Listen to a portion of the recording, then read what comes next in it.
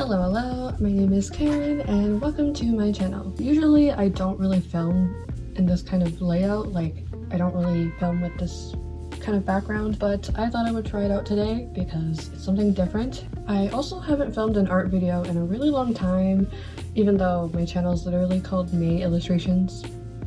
But I thought it would be nice to do a little art in chat type of video today. So if you follow me on my Instagram, which is at c.may.draw, by the way, you should go follow it. All my socials are linked in the description below. If you follow me there, you'll know that I've been doing Inktober, and you'll know that I've been keeping up with all of the prompts each day.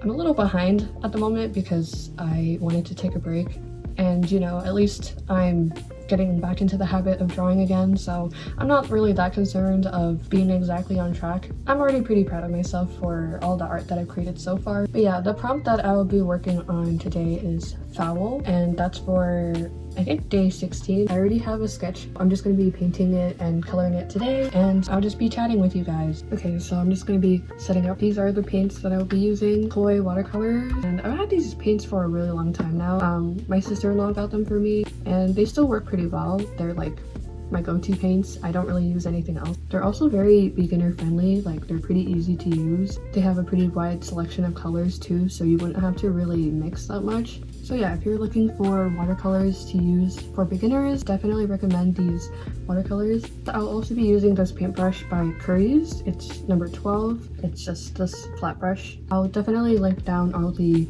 art supplies that I use in the description below, so just check there if you're curious as to what I use. So, how have you guys been? What's the weather like where you live? How's your day going? I do live in Canada, and because it's fall time, it has gotten a lot colder, but you know, I definitely view that as just more of an excuse to wear cute fall outfits because fall fashion is the best in my opinion.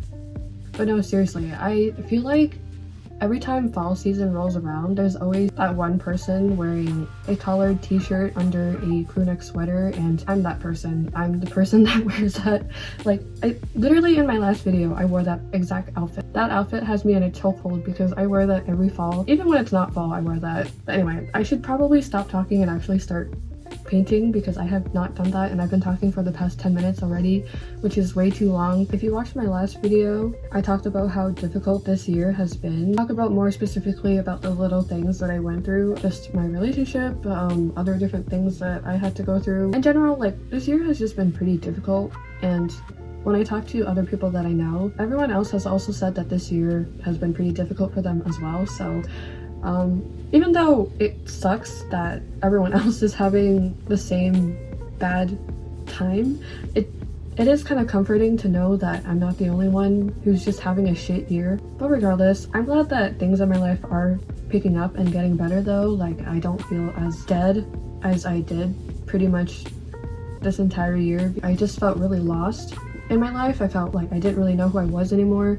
I didn't know what I wanted to do with my life, and it was also part of like graduating as well, because I kind of had like a post-graduation existential crisis because I was like, what am I here for? Why was I put on this planet? What am I meant to do here? You know, it's normal stuff that everyone pretty much goes through, but like, because I'm a teenager, my emotions were just 100% worse than they could have been if I weren't a teenager. But yeah, like I said, I just felt super lost for a long time, and I just didn't know who I was anymore, and that really took a toll on my mental health and my emotions. I was struggling to get out of bed each day for a really long time. I struggled to do like simple things. I chose to do nothing else other than be a couch potato because I literally I didn't have the energy to do anything. When you're kind of in that mental state, you don't have the willpower to really do anything. The only willpower you have and all the energy you have is used to getting through the day and just moving forward. And that's something that no one really talks about either. When you have all this anxiety, all this depression, all these thoughts in your head, like all this energy is being used up, is very mentally and emotionally draining, and people don't realize it. And it's not because you're lazy, it's not because you don't want to do anything with your life, it's because it's literally impossible. It feels impossible, and it feels like you can't do things that you normally can, and that's something that makes it even harder. So yeah, that's something that I was struggling with. And not only that, but because I was already feeling very drained and very tired when I was in that state of my life, it made it that much harder to do things I love, because usually when I'm in that state, I turn to things that I love to motivate me to keep moving forward and to just feel excited about life again. Like that's normally when I would turn to things I love, like art, playing different instruments and learning new things, experimenting with things like makeup and fashion, talking to people, just having like that natural curiosity and excitement for life. But I lost pretty much all of that, and it was just really hard for me because I think I also mentioned this in my last video, but in every state of my life, no matter what I've gone through, art has always been there to get me through everything. Like art has always been something that I've turned to that has helped me figure out my emotions, and it has helped me work through so many things that have happened to me. I firmly believe that if art wasn't a thing, if I didn't have the ability to use my hands to create art or just do something art related, I don't think I would be here, because that's just how much my relationship with art means to me. So you can kind of get the idea of how much more difficult it was for me when I wasn't able to turn to art, because I just couldn't get myself to physically do anything art related. And because I wasn't able to do any of the things that I wanted to do, I felt a lot of guilt and a lot of shame with myself, because it's like, well, I spent all these years working on myself and doing all these things to improve and heal from all of my past experiences that really affected me. And it's like, well, if I did all that work and I'm in this state now, did I do it all for nothing? It literally felt like all my progress and all my growth was for nothing. I felt like I had just went back to my original state, and I didn't give myself enough credit. Like I was just really harsh with myself. Naturally, that's already who I am. I was raised to be a perfectionist and an overachiever. Like if I hadn't have got straight A's or been at the top of my class, I would be deemed as not good enough and not worthy enough. So that's the type of mentality that I grew up with. And because of that, when I realized that I was no longer feeling successful or no longer thriving in terms of my definition of what that means, I really took it to heart. Like it was so hard for me. It really just took me a lot of self-reflection and just having a lot of difficult conversations with myself to be able to move forward in the way that I did. And I definitely think, even though that time really sucked, it was needed, because if I hadn't have had that really tough time in my life this year, I wouldn't have been able to work through all the things I never realized was weighing down on me and holding me back. I wouldn't have been able to work through all of the limiting beliefs that I have in my mind, and I wouldn't have been able to learn all the things that I know about myself now and about the world now. I definitely feel like I have grown into my 18-year-old self, and I feel like I've become a lot more knowledgeable, and all this time that it took for me to get to this point now in my life, I definitely think it was worth it, because I wouldn't feel okay now and I wouldn't be in the state of my life now if none of that has happened. It's like that quote where it's like, the storm has to happen before the rainbow comes. I probably butchered that, but you get the point. You know what I mean.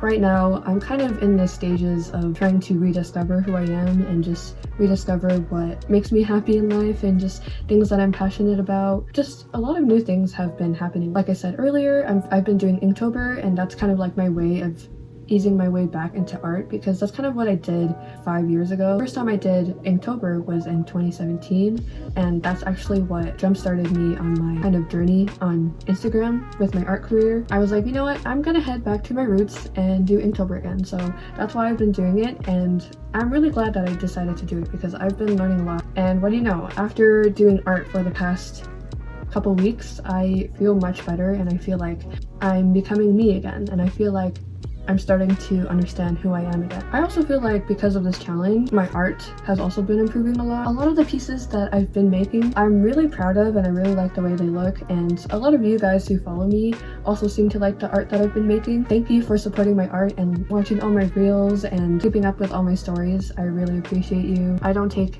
any of you for granted. Thank you. That's all I can say. But yeah, while we're on the topic of kind of rediscovering myself, I've also been trying to reinvent myself in just like different ways. Like I have art, but I also have the way I've been trying to move forward in terms of how my mentality is. I've just been doing a lot of self-reflection and just trying to figure out where my head is at and trying to figure out what kind of things are holding me back. I definitely think I wouldn't be in the state of my life now if it weren't for the people in my life. I'm really grateful to have developed such a strong support system in my life, because without them, I don't know what I would do. All my siblings, they're always there for me to lean on. My brother in particular, like, he's helped me through a lot. He's given me some really good advice I didn't know I needed, but definitely needed to hear. And he also gave me a lot of reality checks that I didn't want to accept. I have a lot to thank my brother for. My best friends as well. My best friends have been there for me. They've seen me talk about how sad I am all the time, every day. Besties, if you're watching this, you were sad too, okay? We were sad together. But yeah, it was really nice having people in my life being able to comfort me, and vice versa, me being able to help them. My brother and some of my best friends were also going through a rough time, and it almost felt like I was being held accountable. All the advice that I was giving to them, I realized, oh, I actually have to put this advice in action for myself as well. I can't just give this advice and then not do it. It's not fair to myself. Why am I treating these people in my life that I care about with so much love and attention and giving them all the time in the world, but not doing that for myself as well? So something that I've been learning a lot this year in particular is that I need to make time for myself. I owe it to myself to put all of that attention back onto me. I owe it to myself to give all that love and time and attention towards me, because all of the things that I do for everyone else shows me how much of a caring and compassionate individual that I am, and I definitely don't give myself enough credit. Who else is going to do that for me? No one. I mean, yeah, obviously I'll have my friends and my support group, like I said, they'll definitely be there for me, but it's not their responsibility to take care of all of my emotions. Like, that's definitely my responsibility, and I have to personally take accountability for my emotions and how I'm feeling. So yeah, I basically just wanted to talk about all of the things that I've been learning about recently, and all of the little realizations that I had, and just basically catch up with you guys. And I guess brain dump, because I haven't talked to you guys in a while. What is something that you guys have learned this year that has been really meaningful to you? Let me know in the comments. I will make sure to like your comment and respond. I think that's all of the things that I wanted to talk about. If you guys ever have any questions or requests about things that you want me to talk about, or kind of videos that you want me to make, I'll definitely be open to your suggestions, and I will try my best to execute them to the best of my ability. But yeah, that brings us to the end of the video, and I hope you enjoyed. I hope you got something out of this video. I don't know if it was helpful at all, because all I really did was ramble, talk about my problems. Definitely let me know if it helped you. That brings us to the end of the video. I will talk to you guys in the next one. Bye! Oh no, I gave my heart away. Went a bit too far.